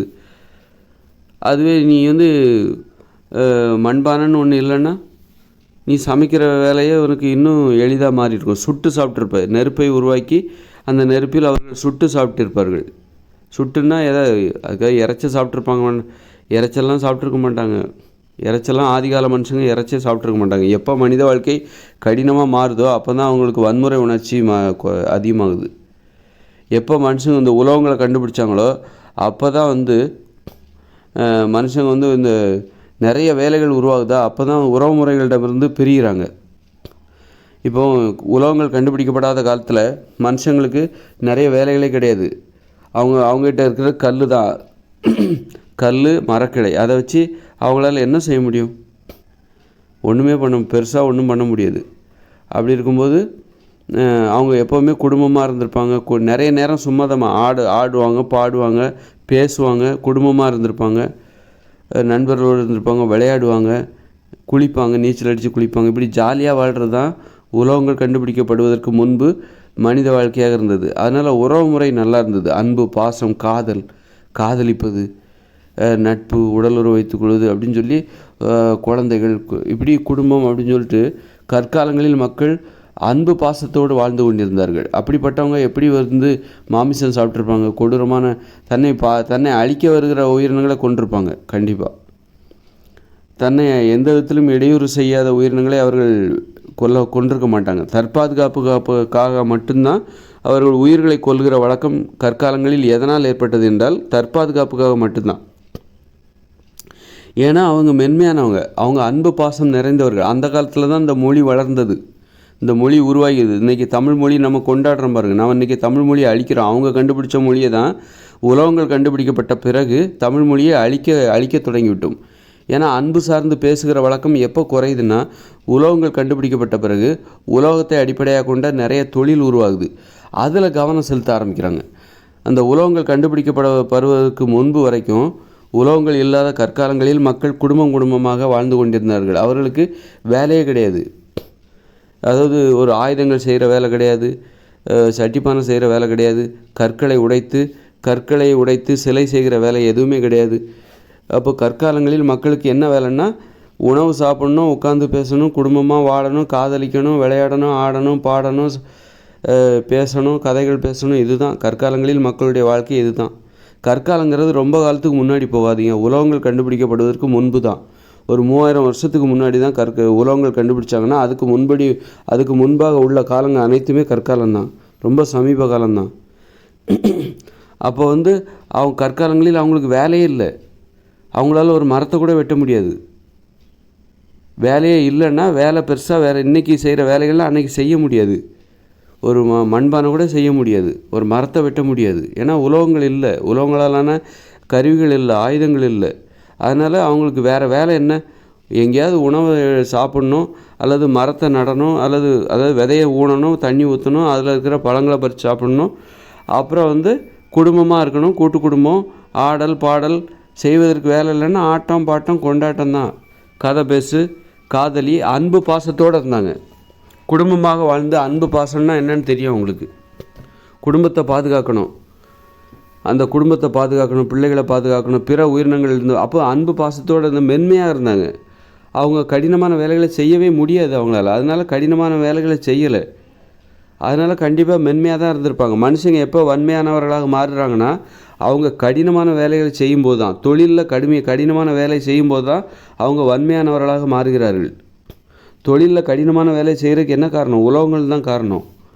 உலோகங்கள் தான் தொழிலில் கடினமான வேலைகளை செய்வதற்கு காரணம். உலோகங்கள் இல்லைன்னா நீ தொழிலில் கடினமான வேலைகளை செய்யவே முடியாது. ஒரு நிலத்தையே உழுவுறதுக்கு உனக்கு கலப்பை தேவை. கலப்பை இருந்தால் தான் நிலத்தை உழ முடியும். உலோகத்தாலான கலப்பை வந்த பிறகு தான் நிலத்தையே உழ ஆரம்பிக்கிறாங்க. உலோகங்களே இல்லாத காலத்தில் ஒரு பரந்த நிலத்தை உழ முடியாது. வேணால் குழி தோண்டலாம், ஆனால் ஒரு நிலத்தை எப்படி உழ முடியும்? ஒரு ஏக்கர் நிலத்தை நீங்கள் எப்படி உழுவீங்க? ரொம்ப கஷ்டம். அப்படி உழ முடியும்னா கூட ஒரு மரக்கடையை வச்சு குத்தி அந்த நிலத்தை கிளறி பண்ணணுன்னா கூட அது ரொம்ப கஷ்டம். ஒரு ஏக்கர் நிலத்தை நீங்கள் உழணும் அப்படின்னா கலப்பையை வச்சு, ஒரு மாட்டை வச்சு கலப்பையை ஏற்பூட்டி ஒரு அரை நாளில் உழுது விடலாம். அப்போது கலப்பை கண்டுபிடிக்கப்படாத உலோகங்கள் இல்லாத காலகட்டங்களில் மரக்கிளைகளை வைத்துக்கொண்டு, மரக்குச்சிகளை வைத்துக்கொண்டு நிலத்தை கிளறி உங்களால் எப்படி ஒரு ஏக்கர் நிலத்தை எவ்வளோ நேரம் உழணும்? எத்தனை பேர் சேர்ந்தால் அதை உழ முடியும்? உழணுன்னா அதை கிளறது தான், நிலத்தை கிளறது கஷ்டம், முடியாது. இன்னும் உலோகங்கள் கண்டுபிடிக்கப்படாத காலங்களில் அருவா கிடையாது, அருவா எதுவுமே கிடையாது, அப்படி தானே? அப்போ மரங்களே வெட்ட முடியாது. உலோகங்கள் கண்டுபிடிக்கப்படாத காலங்களில் சமவெளிகள் குறைவு. சமவெளிகளை நீங்கள் பார்க்க முடியாது. சமவெளிகள் எப்படி உருவாக்கப்பட்டது? இன்றைக்கி நாம் வாழ்கிற பகுதி, நகரங்கள், கிராமங்கள், விளைநிலங்கள்னால் சமவெளியாக தெரியுதுன்னா அது மனுஷங்களால் உருவாக்கப்பட்டது. உலோகங்கள் கண்டுபிடிக்கப்பட்ட பிறகு அவங்க மரங்களை வெட்டி தள்ளினாங்க, சமவெளிகளை உருவாக்குனாங்க, நிலத்தை உழுதாங்க, அதில் பயிரிட்டாங்க. உலோகங்கள் கண்டுபிடிக்கப்படாத காலத்தில் மரத்தை கூட வெட்ட முடியாது. அப்போ மரங்கள் தான் லட்சக்கணக்கான வருஷங்களாக மரங்களே வெட்டப்படாமல் இருந்தது. எப்போ உலோகத்தை மனுஷங்க கண்டுபிடிச்சாங்களோ அப்போ தான் இந்த பூமியில் மரம் வெட்டப்பட்டது. அப்போ அதற்கு முன்னாடி லட்சக்கணக்கான வருஷங்களாக எவ்வளோ மரம் இந்த உலகம் முழுக்க இருந்திருக்குன்னு நினச்சி பாருங்கள். கோடிக்கணக்கான வருஷமாக இந்த பூமிக்கு ஒரு ஆயுள் காலம் இருக்குது. அப்போ எவ்வளோ மரங்கள் இருந்திருக்கும் இந்த உலகத்தில். இன்றைக்கி சமவெளியாக தெரியுதுன்னா அது மனுஷங்க பண்ண வேலை, மனுஷங்களோட வேலை. அது உலோகத்தால் தான் சாத்தியமாகிது. அது எவ்வளோ பெரிய கடினமான வேலை. அந்த வேலையை செய்கிறதுக்கு உலோகங்கள் கண்டுபிடிக்கப்பட்ட பிறகு இன்னைய வரைக்கும் ஒரு 3000 வருஷம் ஆச்சுன்னா, இந்த உலகத்தில் இன்றைக்கி சமவெளிகளை பார்க்குறீங்கன்னா அந்த சமவெளிகளை உருவாக்குவதற்கு 3000 வருஷ காலம் ஆயிருக்குன்னு அர்த்தம். 3000 வருஷமாக வெட்டினா தான் இந்த சமவெளிகளை உருவாக்க முடியும். இது 3000 வருஷ வேலை. இது இன்றைக்கும் வெட்டிக்கிட்டு இருக்காங்க, காடுகளை அழித்து கொண்டு இருக்கிறார்கள். அதனால் அப்போ கற்காலங்களில் உலோகங்கள் இல்லாத காலங்களில் இங்கே மரங்கள் தான் இந்த பூமியில் இருந்திருக்கும். அப்போ நிலத்தை கூட உழ வேண்டிய கட்டாயம் இல்லை. நீங்கள் மரங்களே இருந்திருக்கும். உணவை அதிகமாக விவசாயம் பண்ணி சாப்பிடணுங்கிற அவசியமே இல்லை. இங்கே நிறைய மரங்களே இருந்திருக்கும். பலா மரங்கள் இருக்கும், மாமரங்கள் இருக்கும். ஆனால் பழங்களை தராத மரங்கள் இருந்திருக்கும் நிறையா. அதனால் உணவை தேடி அலைய வேண்டிய கட்டாயம் வந்திருக்கும். சின்ன சின்ன இடைவெளிகளில் என்ன பண்ணுவாங்கன்னாக்கா இவங்களே விதையை ஊனி அதில் பழங்களை தருகிற மரங்களை நட்டு நிலையாக ஒரு இடத்துல வசிக்கணும். அப்படின்னா உணவுக்காக அலையக்கூடாது அப்படிங்கிறக்காக அந்த மாதிரி இவங்களே விதையை ஊனி கிடைக்கிற இடைவெளிகளில் விதைகளை இப்போ ஒரு பழத்தை சாப்பிட்றாங்க, மாம்பழத்தை சாப்பிட்றாங்க, அந்த விதைகளை ஊணுகிற வழக்கம், காயை போட்டு ஊணுகிற வழக்கம் அவங்களுக்கு இருந்திருக்கும். அப்போது கற்காலங்களில் மாமிசம் சாப்பிட்ருக்க மாட்டாங்கங்கிறதுக்கு நான் எதை உதாரணமாக சொல்கிறேன்னா, அவங்க வந்து தற்பாதுகாப்புக்காக மட்டும்தான் பிற உயிரினங்களை கொண்டிருப்பாங்களே ஒழிய மாமிசம் சாப்பிடணும் அப்படிங்கிற ஒரு நோக்கத்துக்காக ஒரு மானை கொண்டிருக்க மாட்டார்கள், ஒரு ஆட்டை கொண்டிருக்க மாட்டார்கள். ஒரு மாடு நம்மளை மட்டும் ஒரு காட்டெருமையை கொண்டிருப்பார்கள், ஏன்னா தற்பாதுகாப்புக்காக. ஒரு சிங்கத்தை கொண்டிருப்பாங்க, புலியை கொண்டிருப்பாங்க. ஆனால் ஒரு ஆட்டை ஏன் கொல்ல போகிறாங்க? ஒரு ஆடு முட்டுன்னா அதை கொண்டிருப்பாங்க, முட்டி நம்மளை வந்து தாக்கும் அப்படின்னா அதை கொண்டிருப்பாங்க. ஒரு காட்டெருமையை கொண்டிருப்பாங்க. ஆனால் நம்மளை ஒன்றுமே பண்ணாத மாடுகளை கொண்டிருக்க மாட்டாங்க. இறைச்சிக்காகலாம் மாட்டை தற்பாதுகாப்புக்காக மட்டும்தான் கற்காலங்களில் அவங்க பிற உயிரினங்களை கொண்டிருப்பார்கள். உணவுக்காகலாம் கொல்ல மாட்டாங்க. உணவு பெறணும், வேட்டையாடி அந்த இறைச்சியை சாப்பிடணுங்கிறக்காகலாம் அவங்க பிற உயிரினங்களை கொண்டிருக்க மாட்டாங்க. ஏன்னா அவங்க மென்மையானவர்கள், ஏன்னா அவங்க கடினமான வேலைகளை செய்யலை. எப்போ மனுஷங்க கடினமானவர்களாக வன்முறையாளர்களாக மாறுகிறார்கள் என்றால் அந்த உலோகங்கள் கண்டுபிடிக்கப்பட்ட பிறகு தான். அவங்க வந்து இந்த உறவு முறைகளிலிருந்து உலோகங்கள் அருவாய் ஈட்டிலாம் கண்டுபிடிச்ச பிறகு உடனே என்ன பண்ணுறாங்கன்னா அதை வச்சு கடினமாக வேலை பார்க்குறாங்க. அப்போ குடும்பத்தோடு நேரம் செலவழிப்பது குறைகிறது, காதலிப்பதற்கு நேரம் குறைகிறது, காதலிப்பது குறைந்து போகிறது, நண்பர்களோடு சும்மா சுற்றுறது குறைஞ்சு போது. இந்த உலோகங்கள் கண்டுபிடிச்ச உடனே புதிய தொழில்கள் உருவாகுது, தொழில் போட்டி உருவாகுது. அது வரைக்கும் நண்பர்களாக கற்காலங்களில் சுற்றிக்கிட்டு இருந்தவங்க இந்த உலோகங்கள் கண்டுபிடிக்கப்பட்ட உடனே உலோகங்களை அடிப்படையாக கொண்ட தொழில் வந்தோடனே தொழில் போட்டி வந்துடுது. அப்போ உறவு முறையில் வந்து வன்முறை புகுந்து விடுகிறது, தொழில் போட்டி வருது, பழி வாங்கிறது, தொழிலில் தோல்வி வந்துன்னா அதை எளிதாக ஏற்றுக்க முடியல, அவமானமாக கருதுகிறார்கள். அப்போ உறவு முறையில் ஒரு பிளவு ஏற்படுகிறது, உறவு முறையில் வன்முறை புகுந்து விடுகிறது, உறவு முறை என்பது ஆபத்தாக மாறுகிறது. அப்போ உலோகங்கள் கண்டுபிடிச்ச பிறகு தான் மனித உறவு மீது வெறுப்பு ஏற்படுகிறது, கோபம் ஏற்படுகிறது, பழி உணர்ச்சி ஏற்படுகிறது. ஏன்னா தொழிலில் நடக்கிற வெற்றி தோல்வி என்பது அவர்களுக்கு அவமானத்தை ஏற்படுத்துகிறது. அப்படி இருக்கும்போது உலோகங்கள் கண்டுபிடிச்ச பிறகு தான் மனுஷங்க வன்முறையாளர்களாக மாறுறாங்க, அன்பு பாசம் குறைந்து போகிறது. உலோகங்களை அடிப்படையாக கொண்ட ஒரு தொழிலை செய்யும் பொழுது ரொம்ப நேரம் செய்ய ஆரம்பிக்கிறாங்க. அது வரைக்கும் ஒரு தொழில் அவங்களால ரொம்ப நேரம், ஒரு தொழில்னால் என்ன, கற்காலங்களில் ஒரே தொழில் தான், உணவை தேடுதல். அந்த விவசாயம் அது கூட ரொம்ப கடினமான ஒரு தொழிலாக தான் இருந்தது. ஏன்னா கடினமான தொழில்னால் எப்படி, உணவை தேடுறது வந்து மரங்களை வெட்ட முடியாது, மரங்களை வெட்ட முடியாது சமவெளிகளில் வந்து. அப்போ உணவை தேடி அலையணுமே தவிர, அதுதான் கடினமே தவிர. உலோகங்கள் கண்டுபிடிக்கப்பட்டவர் தான் இவங்க விவசாயமே செய்ய ஆரம்பிக்கிறாங்க. விவசாய தொழில் கடினமாக மாறுகிறது. அது வரைக்கும் உணவை தேடுவது, உணவை உற்பத்தி பண்ணுகிற அந்த விவசாய தொழில் எளிதாக இருந்துச்சு எங்கள் கற்காலங்களில். ஏன்னா அவங்களால கஷ்டப்பட்டு நிலத்தில் உழக்கூட முடியாது, நிலத்தை உழுவதற்கு கலப்பை தேவை, கலப்பை ஒரு உலோகம். அதனால் உலோகங்கள் கண்டுபிடிக்கப்பட்ட பிறகு தான் இந்த தொழில் செய்கிறதுலே மக்களுக்கு நிறைய நேரம் செலவழிக்க ஆரம்பிச்சிட்டாங்க. மனித உறவுமுறை ஒன்றா உட்காந்து பேசுகிற நேரம் குறைந்து போய்விட்டது. அதனால் மனித உறவுகளில் அன்பு பாசம் குறைந்தது. அப்போ தான் மனுஷங்க வன்மையாக மாறுகிறார்கள், வன்மையானவர்களாக. கருணை குறைஞ்சி போச்சு, இரக்கம் குறைஞ்சி போச்சு, ஈவு இரக்கம்லாம் குறைஞ்சி போச்சு. அப்போ கற்காலங்களில் அன்போடு இருந்தாங்க, அன்போடு இருப்பதற்கு நிறைய வாய்ப்பு இருந்துச்சு. கடினமான வேலைகள் அவர்களுக்கு இல்லை, கடினமான வேலைகளை அவங்களால செய்யக்கூட முடியாது, ஏன்னா உலோகங்கள் இல்லை. கற்களையும் மரக்கிளைகளையும் வச்சுக்கிட்டு எவ்வளோ கடினமான வேலைகளை செஞ்சிட முடியும். அதனால் ஒன்றா இருந்தாங்க மனுஷங்க, ஒன்றா ஆடல் பாடல், நல்லா பேசினாங்க, குடும்பமாக இருந்தாங்க, கூட்டு குடும்பமாக இருந்தாங்க, நிலையாக ஒரு இடத்தில் வசித்திருப்பார்கள். இதில் உணவை தேடி அலையணும், ஏன்னா அவ்வளோ வளம் இருந்தது, அவ்வளோ மரங்கள் இருந்தது, நீர் வளம் இருந்தது, நில வளம் இருந்தது, மரங்கள்லாம் நிறையா இருந்தது. அதனால் உணவு கூட நல்லா அவங்களுக்கு கிடச்சிருந்துருக்கும். அதனால் மனித வாழ்க்கை உலோகங்கள் கண்டுபிடிக்கப்பட்ட பிறகு மனித வாழ்வில் மனித உறவுகளுக்கிடையே வேற்றுமை ஏற்பட்டது, பிளவு இடைவெளி ஏற்பட்டது, அன்பு குறைஞ்சி போச்சு. அப்போ தான் இந்த மனுஷங்களுக்கு மேலே மனுஷங்களுக்கு ஒரு பழி உணர்ச்சி, போட்டி, தொழிலில் ஒரு போட்டி, அவமானம், அந்த வெற்றி தோல்வி, அது ஒரு அவமானத்தை, தோல்வி என்பது அவமானத்தை ஏற்படுத்தியது. அப்புறம் கடைசியில் என்ன ஆகிப்போச்சு அப்படின்னா, அப்போ தான் வன்முறை உணர்ச்சி, மனுஷங்க மனசு வன்மையாக மாறுகிறது, வன்மையாக. அதுபோல் இந்த உலோகங்கள் கண்டுபிடிச்சதுக்கு என்ன காரணம் அப்படின்னா, உப்பு கலந்த உணவுகளை சமைச்சு சாப்பிட்றாங்க. அப்போ தான் அவங்களுக்கு உடம்புல ஒரு வலிமை வருகிறது, ஆற்றல் வருகிறது, கொலைவெறி ஏற்படுகிறது, அடிமைப்படுத்த வேண்டும், சண்டையிட வேண்டும் என்கிற உணர்வு ஏற்படுகிறது. அளவுக்கு அதிகமான வலிமை வரும்போது இவங்க அது வரைக்கும் அன்பு பாராட்டிக்கிட்டு இருந்தவங்க கற்காலங்களில் அவங்க உப்பு கலந்து சமைச்சு சாப்பிட்ற வழக்கம் அவங்களுக்கு கிடையாது. கற்காலங்களில்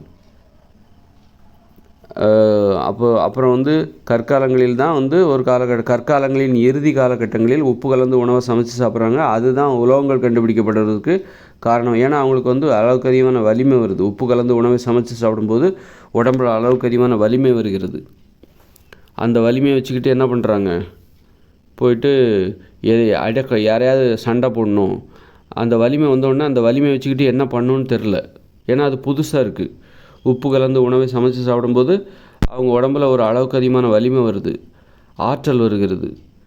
என்ன பண்ணுறதுன்னு தெரியலையே, இவ்வளோ வலிமை வருதே, என்ன பண்ணுறதுன்னு தெரியலையே, இதை வச்சு என்ன பண்ணணும்னு தெரில. அவங்களுக்கு எந்த அனுபவமே இல்லை, புதிதாக வந்த அனுபவம். உடனே சண்டை போட ஆரம்பிக்கிறாங்க, அடிக்கிறாங்க, ஒருத்தர் அடிச்சுக்கிறாங்க. அடிக்கும்போது ஒரு பிறரை அடிக்கணும், கொல்லணும், அடிமைப்படுத்தணுங்கிற எண்ணம் வருது. அப்போது அதுக்கு எண்ணத்தடா போட்டு அப்போ தான் அந்த ஆராய்ச்சியில் தான் உலோகத்தை கண்டுபிடிக்கிறான். உலோகத்தை கண்டுபிடிச்சி கத்தி, அருவா, ஈட்டி, சுத்தி எல்லாம் செஞ்சு அதை எடுத்துக்கிட்டு சண்டை போடுறாங்க. அப்போ தான் மாமிசமே சாப்பிட ஆரம்பிக்கிறாங்க. அந்த மனுஷங்க மேலே எப்போ கொலைவெறி வருதோ அப்போ தான் மாமிசம் சாப்பிட ஆரம்பிக்கிறாங்க. இந்த மாடுகளெல்லாம் கொல்ல ஆரம்பிக்கிறாங்க. உலோகங்கள் கண்டுபிடிச்ச பிறகு தான் சாப்பிடுவதற்காக உயிரினங்களை கொல்ல ஆரம்பிக்கிறாங்க. அதுக்கு முன்னாடி கற்காலங்களில் தற்பாதுகாப்புக்காக மட்டும்தான் அவங்க உயிர்களை கொன்றிருப்பார்கள். சிங்கத்தையோ சிறுத்தையவோ கரடியவோ தற்பாதுகாப்புக்காக மட்டும்தான் வந்து அந்த உயிர்களை கொன்றார்கள். அதனால் வேட்டையாடுகிற கலை வந்து கற்காலங்களில் இருந்தது. ஆனால் நோக்கம் என்னதுன்னா தற்பாதுகாப்புக்காக முன்கூட்டியே வேட்டையாடி பிற உயிரினங்களை கொன்று அதன் மூலம். ஆனால் என்ன கற்காலங்களில் வந்து எப்படி ஒரு சிங்கத்தை வேட்டையாட முடியும்? உங்கள்கிட்ட இருக்கிறது கல் தான் இருக்குது. மரக்கிளைகளை மரக்கிளைகளை நல்லா கூர்தீட்டி, குச்சிகளை உடச்சி அதை நல்லா கூர்தீட்டி கல்லில் போட்டு தேய்ன்னு தேய்ச்சி அதை கூராக வச்சுக்கிட்டு அதன் மூலம் பிற உயிரினங்களை வேட்டையாடுவதற்கு அது வந்தால் தான் போயெல்லாம் வேட்டையாட முடியுமா? ஒரு சிங்கத்தையோ சிறுத்தையோ புலியவோ விரட்டி போய் அதை வேட்டையாட முடியுமா? அல்லது மறைவாக நின்று அதை எப்படியாவது மடக்கி பிடிச்சி அந்த மாதிரி ஏதாவது வழி இருக்கலாம். சூழ்ச்சி செய்து அதை மடக்கி பிடிச்சி கொல்லுவதற்கு ஏதாவது வாய்ப்பு இருக்கா? அல்லது விஷ உணவுகளை வந்து தாவரங்கள்லேருந்து இப்போ அரளி விதையை என்ன பண்ணி உணவில் தடவி இறைச்சியை வந்து அதை வந்து ரொம்ப கஷ்டம். தற்பாதுகாப்புக்காக கூட பிற உயிரினங்களை வேட்டையாடுவது கற்காலங்களில் ரொம்ப கடினம். பார்த்திங்களா? வேட்டையாடுறது கூட வேட்டையாடுற வேலையை கூட நம்ம இன்றைக்கி பெருசாக செய்கிறது வந்து உலோகங்கள் கண்டுபிடிச்ச பிறகு தான். வேட்டையாடுவதற்காக அம்பு அல்லது ஈட்டி எடுத்துக்கிட்டு காடுகளுக்கு போய் இன்னும் அதிகமாக கஷ்டப்பட்டாங்க. இன்னும் அதிகமாக ரொம்ப நம்பிக்கையோட வேட்டையாட அதுக்கெல்லாம் உலோகங்கள் கண்டுபிடிக்கப்பட்ட பிறகு. உலோகங்கள் கண்டுபிடிப்பு என்பது மனித வாழ்க்கை கடினமாகத்தான் மாற்றியதே தவிர உலோகங்கள் என்று ஒன்று இல்லை என்றால் மனித வாழ்க்கை எளிதாக மனுஷங்களால் எளிமையாகத்தான் வாழ முடியும். வேறு வழியில் கஷ்டப்படவே முடியாது. அப்போ எளிமையான வாழ்க்கையின் எல்லை எதுக்குன்னா உலோக பயன்பாடே இல்லாத ஒரு வாழ்க்கை தான் எளிமையான வாழ்க்கையின் எல்லை. எளிமையாக வாழ்வதை தவிர உங்களுக்கு வேறு வழியே இல்லை. உலோகங்கள் இல்லை என்றால், உலோக பயன்பாடு இல்லை என்றால் மனுஷங்களால் எளிமையாக வாழ்வதை தவிர அவர்களுக்கு வேறு வழியே கிடையாது என்பதை நாம் தெளிவாக புரிந்து கொள்ளணும். அதனால் தவறான புரிதல் என்னென்னா, நம்ம இன்றைக்கி ஈஸியாக இருக்கிறோம், ஈஸியாக வந்து எல்லா வேலையும் செய்கிறோம், ஒரு மரத்தை இன்றைக்கி வெட்டுறோம், உடைக்கிறோம், எல்லாமே உலோகங்கள் தானே. உலோகங்கள் இல்லைன்னா நம்ம இதை செஞ்சுருக்க முடியாது. ஆமாம், செஞ்சுருக்க முடியாது, சும்மா இருந்திருப்போம், ஈஸியாக இருக்கிறத வச்சுக்கிட்டு வாழ்ந்திருப்போம். உலோகங்கள் இருக்கிறதுனால தானே பஸ்ஸு செஞ்சோம், பஸ்ஸு, காரு, லாரி. அதனால தானே இங்கேருந்து ஒரு பொருளை எடுத்துகிட்டு போகிறோம், அங்கேருந்து இங்கே வரோம், அந்த ஊருக்கு போகிறோம், இந்த ஊருக்கு போகிறோம். உலோகங்கள் இல்லை என்றால் நம்ம அப்படி போயிருக்க முடியாது. ஆமாம், போயிருக்க முடியாது, சும்மா இருந்திருப்போம். இன்னும் வாழ்க்கை எளிதாக இருந்திருக்கும், பாதுகாப்பாக இருந்திருக்கும், விபத்துகள் ஏற்பட்டிருக்காது, நேரம் மிச்சமாக இருக்கும். அந்த இங்கேயும் அங்கேயும் போகிற நேரத்தில் உலோகங்கள் இருப்பதால் தானே இங்கேருந்து அங்கே போகிறீங்க, அங்கேருந்து இங்கே வரீங்க. உலோகங்களே இல்லை என்றால் அதை நம்ம பண்ணியிருக்க மாட்டோம், சும்மா இருந்திருப்போம். சும்மா இருக்கிற நேரத்தில் ஒருத்தருக்கு ஒருத்தர் பேசியிருப்போம், அன்போடு பேசியிருப்போம், பாதுகாப்பாக இருந்திருக்கும், விபத்துக்கள் ஏற்பட்டிருக்காது. ஒன்றா உட்காந்து நம்ம பேசியிருப்போம், குடும்பமாக உட்காந்து காதலிச்சிருப்போம். எப்படிடா நேரத்தை பொழுதுபோக்குறது அப்படின்னு சொல்லிட்டு காதலிச்சிருப்போம், விளையாடி இருப்போம், ஆடி இருப்போம், பாடியிருப்போம், நண்பர்களோடு இருந்திருப்போம். ஒரு உறவுமுறை சார்ந்த ஒரு அனுபவம் நமக்கு கிடச்சிருக்கும்.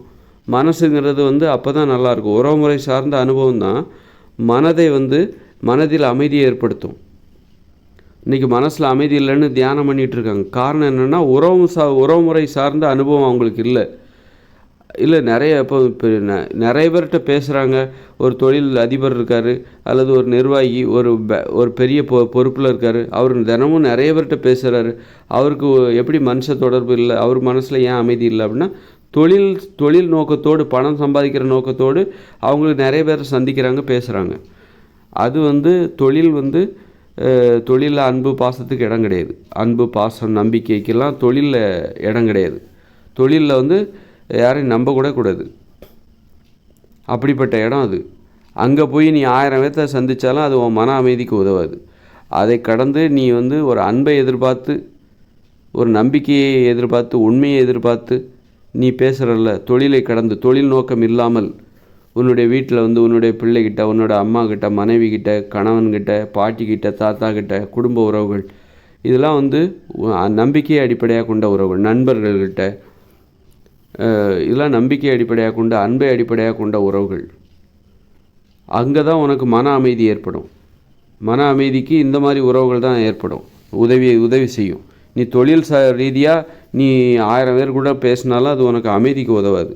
ஏன்னா அது நம்பிக்கையே இருக்காது. அந்த நம்பிக்கை இல்லாத உறவுகள், எது தொழிலில் உள்ள உறவுகள்லாம் நம்பிக்கை, உண்மை இல்லாத உறவுகள், நம்பிக்கை இல்லாத, அன்பு பாசம் இல்லாத உறவுகள். அதனால தான் நம்ம வேலை செய்கிற இடத்துக்கு போய்ட்டால் நம்ம சாரு மோருன்னு ஏன் சொல்கிறோம், சாரு மேடம்னு ஏன் சொல்கிறோம்?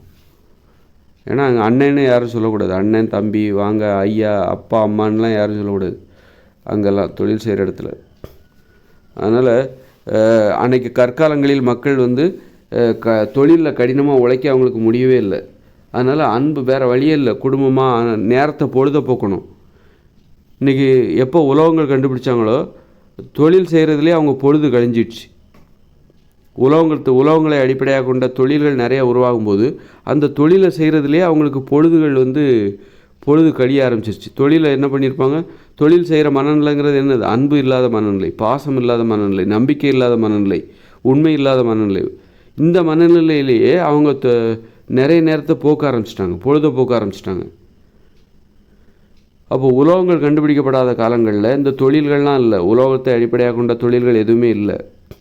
அப்படிங்கும்போது அவங்க செய்கிறதுக்கு என்ன வேலை செய்கிறேன்னே நிறைய பெருசாக அவங்களுக்கு கஷ்டப்படுறதுக்கு ஒன்றுமே இல்லை, வேறு வழியே இல்லை. அவங்க எளிதாக தான் இருக்கணும். அவங்களுக்கு உலோகங்களால் ஆயுதங்கள் இல்லை, கருவிகள் இல்லை. அதனால் அவங்க எளிதாகத்தான் இருந்தாகணும். அப்போது என்ன பொழுதை போக்கணுன்னா காதலிக்கணும், விளையாடணும், நண்பர்கள், பெரியவர்கள், சிறியவர்கள், கதை பேசணும், ஆடணும், பாடணும். இதை தவிர அவங்களுக்கு பொழுதுபோக்குறதுக்கு வேறு ஒன்றுமே கிடையாது. அப்போது அன்பு, பாசம், உண்மை, நம்பிக்கை, அன்பால் அவர்கள் ரொம்பவும் பூ போல் பூத்து கிடந்தாங்க. நல்ல மென்மையாக இருந்தாங்க, நல்லவங்களாக இருந்தாங்க. மனசில் அன்பு கருணை நிறைந்திருந்தது, அக்கறை, இரக்கம், ஈவு எல்லாம் மனிதத்தன்மை நிறைந்திருந்தது. அதனால் அவங்க கண்டிப்பாக அவங்க உணவெல்லாம், இறைச்சி, பிற உயிரினங்களை வேட்டையாடுவது தற்பாதுகாப்புக்காக மட்டும்தான் இருக்குமே தவிர, குழந்தைகளை பாதுகாக்கணும், குடும்பத்தை பாதுகாக்கணுங்கிறதுக்காக தான் பிற உயிரினங்களை வேட்டையாடி இருப்பாங்களே தவிர தன்னை பாதுகாத்துக்கணும், மற்றபடி அதுக்காக தான் வேட்டையாடிருப்பாங்க. உணவுக்காக வேட்டையாடி இருக்க மாட்டாங்க. உணவுக்காக வேட்டையாடுற வழக்கம் எப்போ வருதுன்னா, இந்த உலோகங்கள் கண்டுபிடிக்கப்பட்ட பிறகு உலோகத்தை அடிப்படையாக கொண்ட தொழில்கள் வரும்போது அந்த தொழிலை செய்கிறதுலே நாளை ஓட்டினாங்க. உறவு முறையில் பிளவுகள் இடைவெளி ஏற்படுகிறது. மனுஷங்க ஒருத்தர் பேசுகிறது குறைஞ்சி போகுது. அப்போ தான் மனசில் இருக்கிற அன்பும் குறைஞ்சி போகுது. பேசுவது குறையும் போது அன்பும் குறைஞ்சி போகுது. தொழில் ரீதியாக பேசுகிறது அன்புக்கு உதவாது. தொழில் ரீதியாக பேசுகிறது அதிகமாகுது. இந்த தொழிலை கடந்து பேசுகிற உறவுகள் என்பது அந்த நேரம் என்பது குறையுது. அன்பு இல்லாமல் பேசுகிற வழக்கம் அதிகமாகுது. நீங்கள் தொழிலில் நிறைய பிஸியாக பேசுகிறீங்க, உடனே நீங்கள் உங்கள் பேச்சு திறமை ரொம்ப அதிகமாக இருக்குது அப்படின்னா அது தொழில் பேச்சு திறமை. அது பணத்தை சம்பாதிக்கிற பேச்சு திறமை. அது அதிகமாகுதுன்னா உங்கள்கிட்ட அன்பு குறையுதுன்னு அர்த்தம். எப்போ பார்த்தாலும் நீங்கள் பேசுகிறீங்க, ஆனால் நீங்கள் தொழில் ரீதியாக பேசுகிறீங்க அப்படின்னா உங்களுக்கு அன்பு குறையுதுன்னு அர்த்தம்.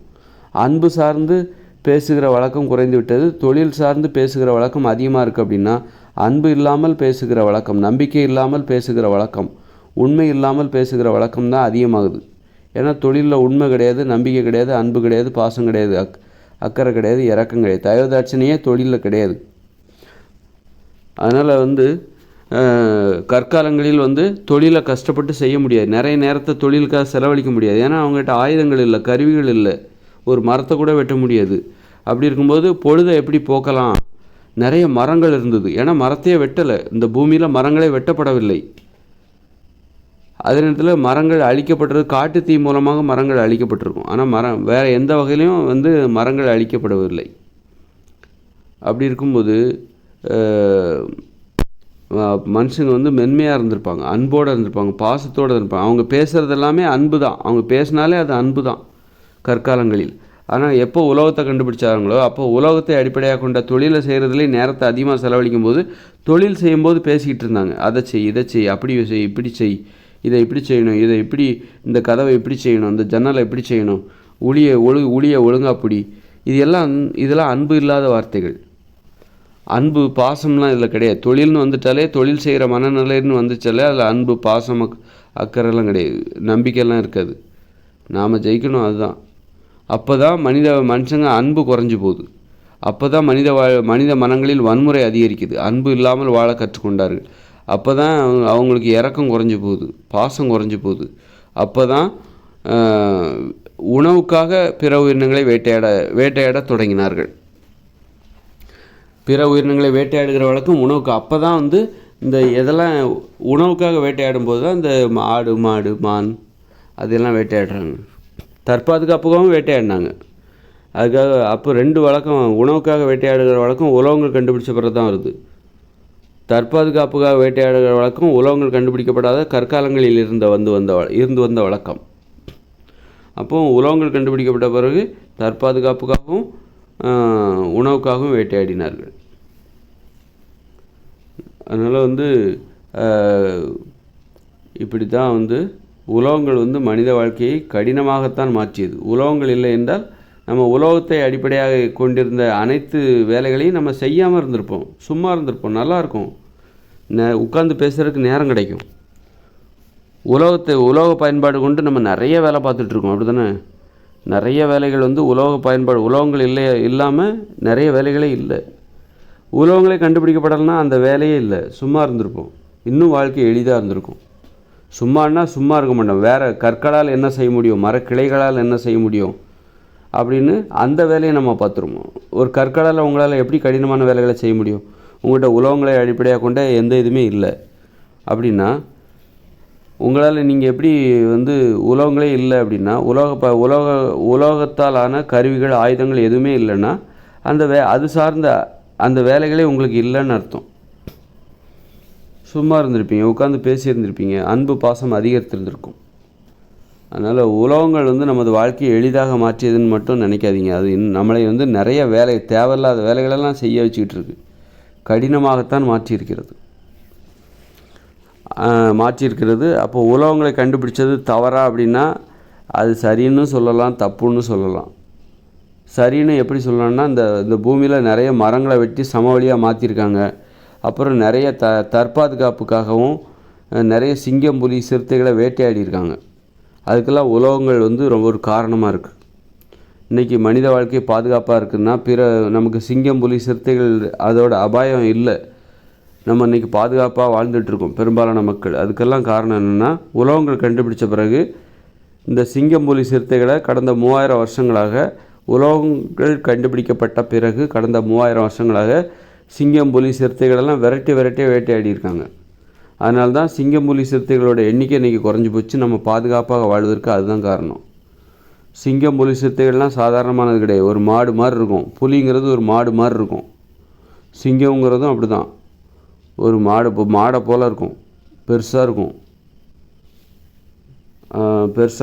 அதெல்லாம் வேட்டையாடிச்சுன்னா அவ்வளோதான், நம்மளை விரட்டிச்சுன்னா அவ்வளோதான். அதோட வேகத்துக்கு அதெல்லாம் நம்மளை விரட்டிச்சுன்னா மனுஷங்கள்லாம் சும்மா ஒரு அடி அடித்தாலே போதும், கிழிச்சிரும். அப்படி உடம்பு அப்படி கிழிச்சு, ஒரு கரடிலாம் கடிச்சதுனாலே போதும் மூஞ்சி கிஞ்சிலாம் கிழிஞ்சிரும். கத்தியை வச்சு கிழிச்சா அது கால்களில் நகங்கள்லாம் அத்தனையும் கத்தி, கால் நகங்களில் இருக்குது பாருங்கள். ஒரு சிங்கம், புலியோட நகங்கள் எத்தனையும் கத்தி கிழிச்சிரும். அப்படி சரட்டுன்னு இழுத்துச்சுன்னா போதும், கிழித்து பள்ளம் விழுந்துடும். அப்புறம் அப்படி கடிச்சதுன்னா போதும், அவ்வளோதான். மூஞ்சியோ கழுத்தோ கடிச்சுன்னா ஒரு 2-3 இன்ச்சுக்கு உள்ளே இறங்கி ரத்தத்தை அப்படியே, அவ்வளோதான். அதெல்லாம் நம்ம இன்றைக்கி பாதுகாப்பாக வாழ்கிறோன்னா அந்த உலோகங்களால் ஏற்பட்ட ஒரு இன்றைக்கி சமவெளிகளை உருவாக்கி வச்சுருக்கோம். நம்ம இன்றைக்கி திட்டமிட்ட ஒரு காடுகளை உருவாக்க வேண்டும். அது ஒரு கடமை இருக்குது. நமக்கு பயன் தருகிற மரங்களை மட்டுமே நட்டு வளர்க்கப் போகிறோம். உணவுகளை தருகிற மரங்களை மட்டுமே, மருத்துவ பயன், உணவு மற்றும் மருத்துவ பயன், வேறு எதையும் நம்ம வளர்க்கக்கூடாது. வேறு எந்த மரமும் நமக்கு அதாவது நமக்கு பயன் தர வேண்டும். ஏதாவது ஒரு வகையில் குடிசையை கட்டுவதற்கு பயன் தர வேண்டும். அல்லது வேறு எந்த பயனும் இல்லாமல் ஒரு மரத்தை நம்ம வளர்க்கக்கூடாது. மருத்துவ பயன் இருக்க வேண்டும், அல்லது உணவை தர வேண்டும். வேறு அப்படி இல்லாமல் நீ எந்த ஒரு தாவரத்தையும் மரத்தையும் வளர்க்காத. சும்மா இது அரிய வகை தாவர இனம் அப்படின்னு சொல்லிட்டு எல்லாம் இதையே வளர்க்கக்கூடாது. அதை பாதுகாக்கிறது நம்முடைய வேலை கிடையாது. அதெல்லாம் எல்லாமே அரிய வகை தான், எல்லாத்தையும் பாதுகாத்துட்டு இருக்கு. அது நமக்கு வேலை கிடையாது. நமக்கு எது நன்மையை தரும் அதை மட்டும்தான் நம்ம வளர்க்க போகிறோம். அதான் திட்டமிட்ட காடுகளை இந்த உலகம் முழுக்க உருவாக்கணும். அதுக்காக தான் மனுஷங்க கடந்த 3000 வருஷமாக உலோகங்கள் கண்டுபிடிக்கப்பட்ட பிறகு இந்த பூமியில் உள்ள பெரும்பாலான மரங்களை வெட்டி வீழ்த்தி சமவெளியாக மாற்றி கொண்டிருக்கிறார்கள். அதற்கு அந்த பணி இன்னும் நடந்துகிட்டு இருக்கு. அதனால் அது உலோகங்கள் கண்டுபிடிச்சதால் நமக்கு ஏற்பட்ட நன்மை. அது உலோகங்கள் கண்டுபிடிச்சதால் நமக்கு ஏற்பட்ட தீமை என்ன? இன்றைக்கி போர்களால் நிறைய பேர், கோடிக்கணக்கான பேர் செத்து போனாங்க. கடந்த காலங்கள்லேயும் இப்போவும் சரி செத்துக்கிட்டு தான் இருக்காங்க. விபத்துகளால், மோட்டார் வாகன விபத்துகள், அது உலோக பயன்படுதுன்னு அதில் இப்போ வருஷத்துக்கு 10 லட்சம் பேர் சாகுறாங்க. இன்ன வரைக்கும் சில கோடிகள் செத்துருப்பாங்க. 2-3 கோடி பேர் இந்த வாகனங்கள், மோட்டார் வாகனங்களில் விபத்துகளால் செத்து போயிருப்பாங்க. அப்புறம் நோய்கள், உலோக பயன்பாடு தான் இந்த மாதிரி ஒரு வாழ்க்கைக்கு காரணம். உப்பு கலந்து உணவை சமைச்சு சாப்பிட்றதுக்கு காரணம் என்னது? உப்பெல்லாம் இன்றைக்கி உலகத்தின் பல்வேறு பகுதிகளில் உள்ள மக்கள் உப்பை பயன்படுத்துகிறார்கள். உப்பை கொண்டு போகிறதுக்கு இந்த வாகனங்கள் வாகனங்கள் உலோகங்களால் ஆனது. அப்போ இதை சாப்பிட்டு தான் உடம்புல நோய் வருது. அப்போ நோய்களுக்கும் உலோகங்கள் தான் காரணம். அப்போது நோய்களால் பல கோடி பேர் சாப்பிட்றாங்க. பல கோடி பேர் செத்ததுக்கு இந்த உலோகங்கள் தான் காரணம். பல கோடி பேர் இந்த சிங்கம், புலி, சிறுத்தைகளிடமிருந்து பாதுகாக்கப்பட்டதற்கும் இந்த உலோகங்கள் தான் காரணம். சிங்கம், புலி, சிறுத்தைகளை வேட்டையாடினாங்க கடந்த 3000 வருஷமாக. எப்படி மரத்தை வெட்டினாங்களோ அது ஒரு வேட்டை. மரத்தை வெட்டுவது கூட ஒரு வேட்டை தான், சமவெளிகளை உருவாக்குவது. அப்புறம் சிங்கம், புலி, சிறுத்தைகள், கரடிகள் இதையெல்லாம் கொல்றது கூட ஒரு வேட்டை தான். அதனால் பல கோடி பேர் பாதுகாக்கப்பட்டார்கள். இப்படி அழிவு பாதி ஆக்கம் பாதி. உலோகங்களின் பயன்பாடு காரணமாக நமக்கு ஏற்பட்டது என்னென்றால் அழிவு பாதி ஆக்கம் பாதி கலந்து செய்த அந்த கலவை தான் இந்த உலோக பயன்பாடு.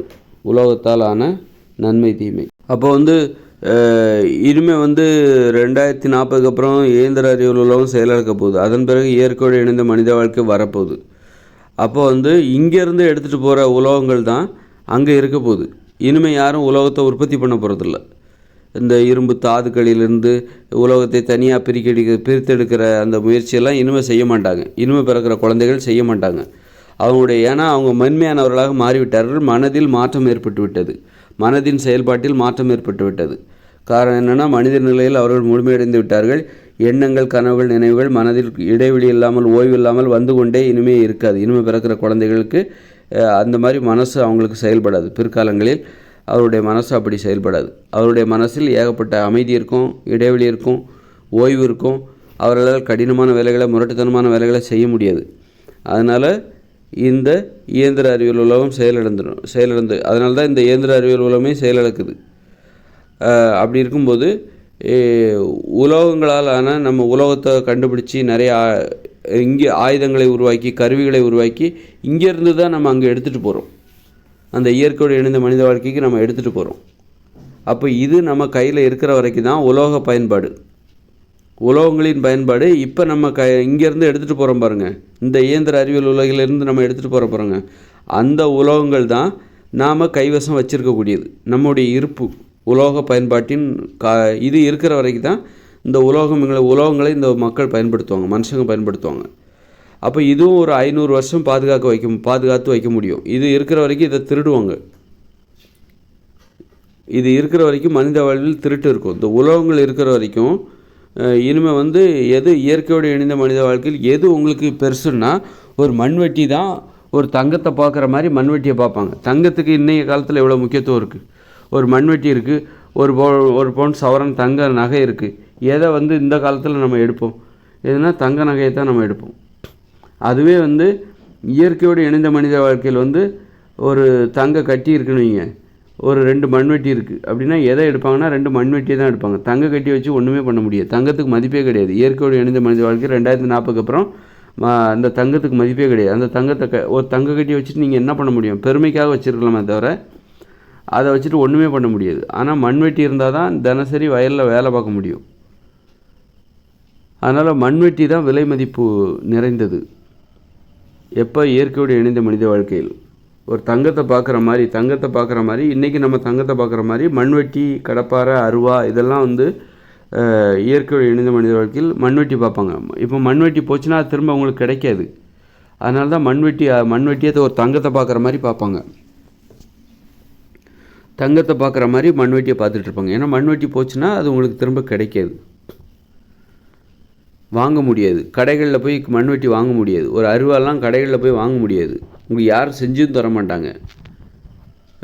கொஞ்ச காலத்துக்கு கொல்லர்கள் என்பது திரும்ப உருவாகிறதுக்கு வாய்ப்பு இருக்குது. யாராவது 1-2 பேர், அது ஒரு தொழில்நுட்பம். அதெல்லாம் யார் செய்கிறது? அதை போட்டு சுத்தியில் போட்டு அடிக்கணும். அது கொஞ்ச காலத்துக்கு இருக்கும். அப்புறம் என்ன ஆகும் அப்படின்னா, மனித வாழ்விலிருந்து நாம் இங்கேருந்து எடுத்துகிட்டு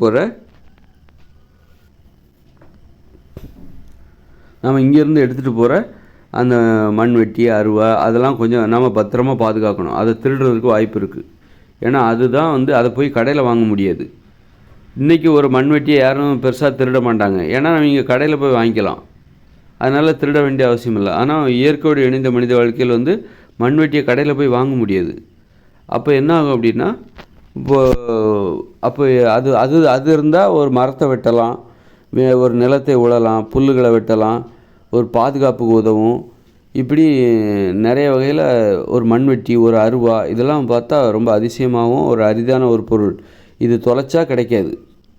ஒரு பொருள் தொலைச்சா உங்களுக்கு கிடைக்காது. நம்ம இன்றைக்கி ஏன் வந்து இந்த கடந்த கால பொருட்கள் எல்லாம் தொல்பொருள் ஆராய்ச்சி பொருளை எப்படி பத்திரமா, ஏன்னா அது தொலைச்சா உங்களுக்கு கிடைக்காது, இன்னொன்று உருவாக்க முடியாது அதை. அதே மாதிரி மண்வெட்டிகளும் அப்படி தான். மண்வெட்டி, கடப்பாரை அதெல்லாம் தொலைச்சா திரும்ப கிடைக்காது. அது திருடுவதற்கு வாய்ப்பு இருக்குது. அது இருக்கிற வரைக்கும் திருட்டு இருக்கும். உலோகங்களாலான கருவிகள்லாம் இருக்கிற வரைக்கும் திருட்டு இருக்கும். அதுக்கப்புறம் திருடுகிற எண்ணம் வந்து அதன் பிறகு நீ திருடுறதுக்கு எதுவுமே இல்லை. ஒரு 500 வருஷமாக இனிமேல் வரப்போகிற ஒரு 500 வருஷம் நம்ம இங்கேருந்து எடுத்துகிட்டு போகிற மண்வெட்டியை, கடப்பாரை, அருவா இது எல்லாமே வந்து இயற்கையோடு இணைந்த மனித வாழ்க்கையில் பயன்படுத்தப்படும். அதன் பிறகு அது உங்களை வந்து அதை யாரும் உலோகங்களை உற்பத்தி செய்ய மாட்டாங்க. அதன் பிறகு உங்களுக்கு கடைகளில் அதெல்லாம் கிடைக்காது. அதனால் இருக்கிறத பத்திரமா பாதுகாத்துப்பாங்க. கண்ணும் கருத்துமாக பாதுகாத்துப்பாங்க. ஒரு கடப்பாரை இல்லைன்னா எவ்வளோ கஷ்டம்னு அவங்களுக்கு தெரியும். ஒரு மண்வெட்டி இல்லைன்னா எவ்வளோ கஷ்டம்னு அவங்களுக்கு தெரியும். அருவா இல்லைன்னா எவ்வளோ கஷ்டம். ஒரு மரத்தை கூட வெட்ட முடியாது. அதனால் அந்த அருவாவை பத்திரமா பாதுகாத்துக்கோ. இதை தொலைச்சா அப்புறம் நம்ம அருவா நம்மக்கிட்ட இல்லை, நம்மக்கிட்ட அருவாங்கிறதே கிடையாது, அதனால் தொலைச்சிடாத, பத்திரமா வச்சுக்கோ அப்படின்னு சொல்லி ஒரு தங்கத்தை விட இந்த மாதிரி கருவிகளை தான் பத்திரமா வச்சுருப்பாங்க. ஏன்னா உலோகத்தை திரும்ப அப்புறம் உலோக தாதுகளிலிருந்து உலோகங்களை தனியாக பிரித்தடிக்கிற அந்த தொழிற்சாலைலாம் மூடப்பட்டு விடும். அப்புறம் இருக்கிற உலோகங்கள் தான், இருக்கிற தண்டவாளங்களெல்லாம் பேத்துக்கிட்டு எடுத்துகிட்டு போயிடுவாங்க. ரயில்வே தண்டவாளம், எங்கெல்லாம் ஸ்டீல் பொருட்கள்லாம் கிடைக்குது எல்லாத்தையும் எடுத்து கொஞ்ச காலத்துக்கு வந்து இந்த மாதிரி நெருப்பு மூட்டி அந்த இரும்பை வந்து வளைச்சி கருவிகளாக மாற்றுற வழக்கம் கொஞ்ச காலத்துக்கு இருக்கும். இங்கே இருக்கிற இரும்பு இருக்கிற வரைக்கும், இங்கே தண்டவாளம் இது போன்ற இரும்புகள் இங்கெல்லாம் கிடைக்கிற வரைக்கும் அந்த நெருப்பை மூட்டி தண்டவாளத்தெல்லாம் எப்படி கட் பண்ணுவாங்க? நெருப்பை மூட்டி அந்த தண்டவாளத்தை கட் பண்ணி துண்டாக்கி அதை எடுத்துகிட்டு துண்டாக்கி உலகம் முழுக்க இருக்கிற எல்லா தண்டவாளத்தையும் பேர்த்து எடுத்துகிட்டு போயிடுவாங்க. அவங்க வச்சுப்பாங்க. என்றைக்காக இருந்தாலும் அதை ஒரு ஆயுதமாக மாற்றிக்கலாம். அந்த தண்டவாளத்தை துருப்பிடிக்கிற அதுக்கும் ஒரு ஆயுள் காலம் இருக்கும். அது எவ்வளோ காலத்துக்கு அது துருப்பிடிக்காமல் இருக்குன்னு தெரியல. துருப்பிடிக்காதுன்னு நினைக்கிறேன் அவ்வளோ ஈஸியாக தண்டவாளம். ஆனால் அது ஒரு 500 வருஷமாக துருப்பிடிக்காதுன்னா அப்போ 500 வருஷமாக மனுஷ வாழ்க்கையில் இந்த தண்டவாளங்கள்லாம் ஆயுதங்களாக மாற்றப்பட்டிருக்கும், கருவிகளாக மாற்றப்பட்டிருக்கும். எல்லா தண்டவாளத்தையும் பேர்த்து எடுத்துகிட்டு போயிடுவாங்க.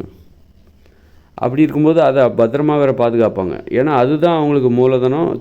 உங்களுக்கு வந்து தொழிற்சாலை எதுவும் கிடையாது. இது தொலைச்சாச்சுன்னா திரும்ப வாங்கிக்கலாம் அப்படின்னு இரும்பை போய் வாங்கிக்கலான்னு உங்களுக்கு கிடையாது.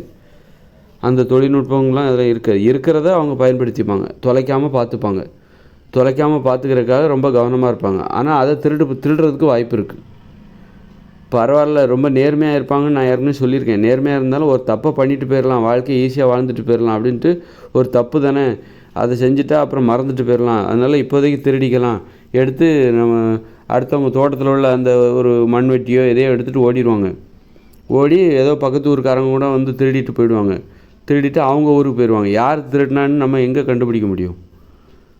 அதனால் அதை போய் தேடி என்னதுன்னு சொல்லுவாங்க. இது என்னதுன்னு சொல்கிறதுக்கு என்ன அடையாளம் இருக்குது? அதனால் நீங்கள் இன்றைக்கே எடுத்து வைக்கிற உங்களுடைய விவசாய கருவிகளில், இயற்கையோடு இணைந்த மனித வாழ்க்கைக்காக இப்போ நீங்கள் எடுத்துகிட்டு போகிற விவசாய கருவிகளில் உங்கள் பேரை வந்து பொறித்து கொள்ளுங்கள். உங்கள் பேரை வந்து குறியீடாக மாற்றிக்கொள்ளுங்கள். அடையாளமிடுங்கள். உங்கள் கருவிகளில் அடையாளமிடுங்கள். இது என்னுடையது என்பதை உறுதிப்படுத்துவதற்காக உங்களுடைய பெயரை அதில் பொறித்திடுங்கள். அதனால் யாராவது திருடினாங்களுக்கு கூட அதை மீட்பதற்கு வாய்ப்பு இருக்குது. உங்களுடைய மண்வெட்டியில், உங்களுடைய மண்வெட்டியில் கூட மரக்கைப்பிடி வேண்டாம். மரக்கைப்பிடி தேவையில்லை. இரும்பினால் ஆன கைப்பிடி இருந்தால் அது நல்லது. துருப்பிடிக்காத இரும்பு, அதில் வந்து உங்கள் பெயரை பொறிச்சிருங்க. அப்போ தான் வந்து அதை பாதுகாக்க முடியும். இந்த மாதிரி மாற்றங்கள் இப்போ நாம் கொண்டு போகிறது தான். அது இன்னும் ஒரு 500 வருஷத்துக்கு பயன்படும்னு வச்சுக்கோங்க. ஒரு 500 வருஷம் துருப்பிடிக்காமல் இருக்கும். அல்லது பல வகையில் அப்புறம் துருப்பிடிச்சு காணாமல் போகும். மழை வெள்ளத்தில் அடித்து செல்லப்படும்.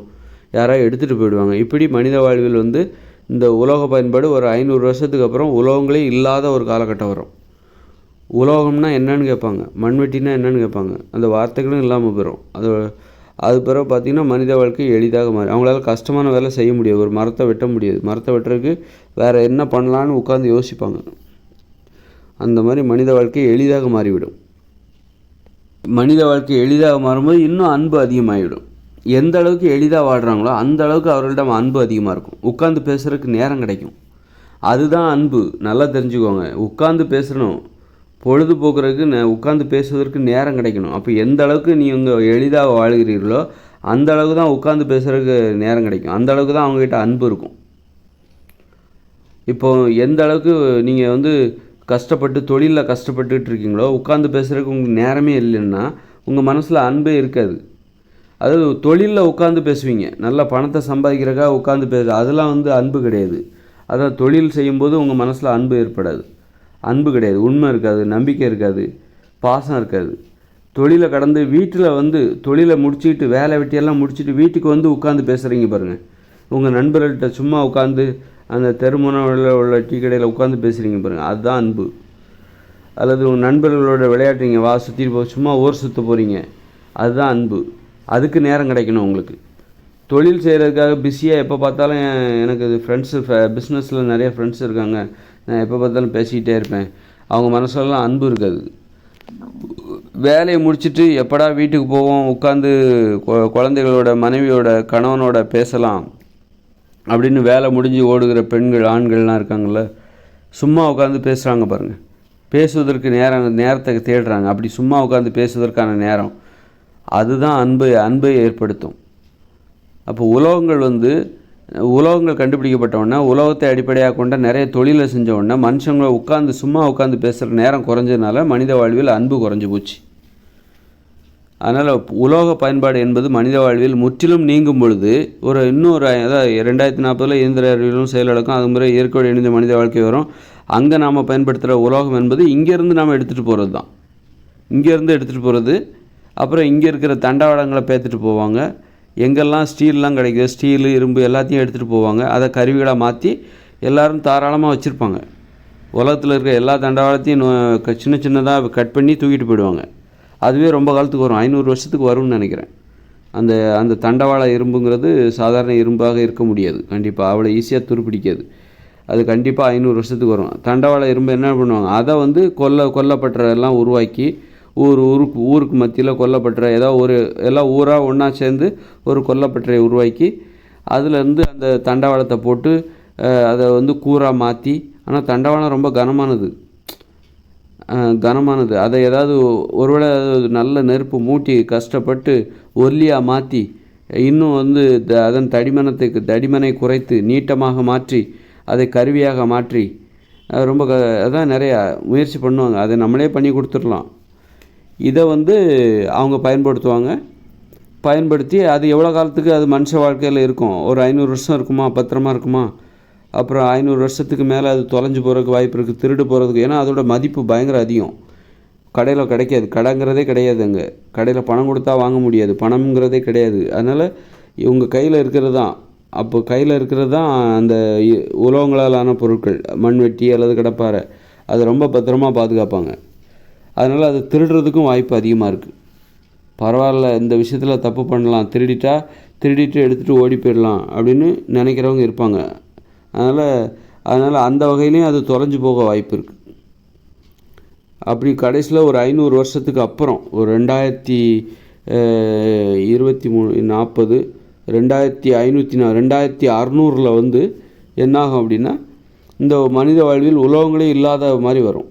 இருக்கிற எல்லாமே வந்து தொலைஞ்சு போயிடும், துருப்பிடிச்சு போயிடும், அழிஞ்சு போயிடும்,